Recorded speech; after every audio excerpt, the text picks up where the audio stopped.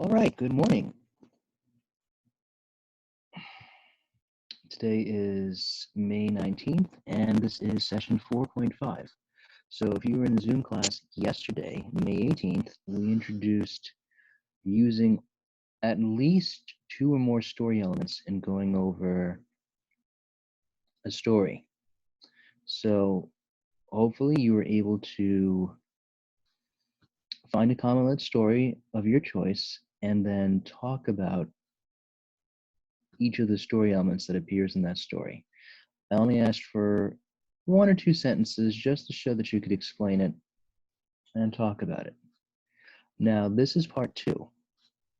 What we're going to do that's sort of extended from yesterday's assignment is that can we show these story elements interact with each other? And the purpose of this will help with analyzing a text. So it shows a deeper understanding of what's going on in the text, and it shows that we can make connections in the story. And we can show character growth, setting, how setting affects character, how the theme of a story could be a character's change or a character learning something, and so forth. I'm going to continue with the ant and the grasshopper, but just to go back to the boy who cried wolf, we could see that theme and character interact in that story because the boy learns a valuable lesson. If you lie too much, no one's going to believe you when you tell the truth. So there is an example of character and theme interacting with each other. And then again, the ladder of abstraction will come into this. You're going to be looking at both the big ideas and the small ideas. So keep this in mind because this is building off of that, of finding out how they interact with each other, because theme is one of the story elements. And then the details, the setting, perspective, and characters, or anything about the characters, the description, what they do, what they think, what they say, this all plays into it. And then here's my free write from May 18th, as well as my thinking big and thinking small slide.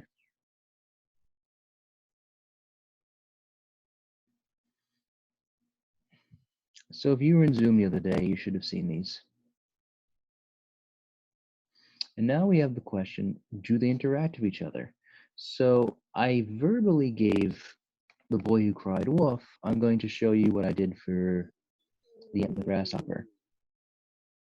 So as you guys know, and as I always say, since I'm an English teacher, I like to just write and really think about it. So I could definitely make the argument that all 4 of these interact with each other. So for character, the grasshopper didn't prepare for winter.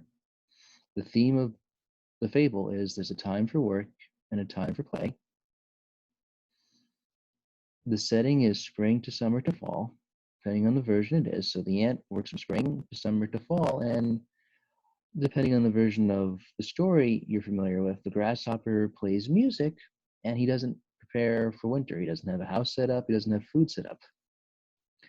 And traditionally, the ant comes off more responsible for working to have food and shelter for the fall and winter. And then I'm just making reference to the chart in slide 14 about these connections. So your work for today, May 19th, will be as follows. You should have done last night's homework, either make a Google Doc, make a Google slide. And I actually forgot to put this in here, so I'm glad I went to this page.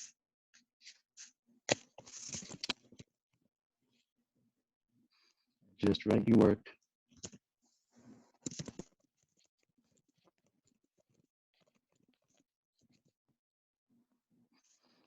Work on a piece of paper and share it with me is what I'm saying. So as you guys know, Zoom eats up my computer speed. So I want to make that here. I want to make that clear for anybody who decided to handwrite it last night, that I didn't forget about that. Including a picture was optional for last night's homework. If you decided to do it, that's fine. If you didn't do it, that's fine as well. Just make sure, as always, you have to explain why you picked a picture. So for today's work, You're going to use the same story you used for yesterday, May 18th, just to keep it simple, and now pick 2 of the 4 story elements you selected and explain how they interact with each other over the course of the story. So this will be finished when I post this video. I'm basically just going to post a link here to this Google folder and the YouTube video so you can see how I went over this. Use the discussion document if you guys have any questions, and this will be due for tonight by 11:59 p.m.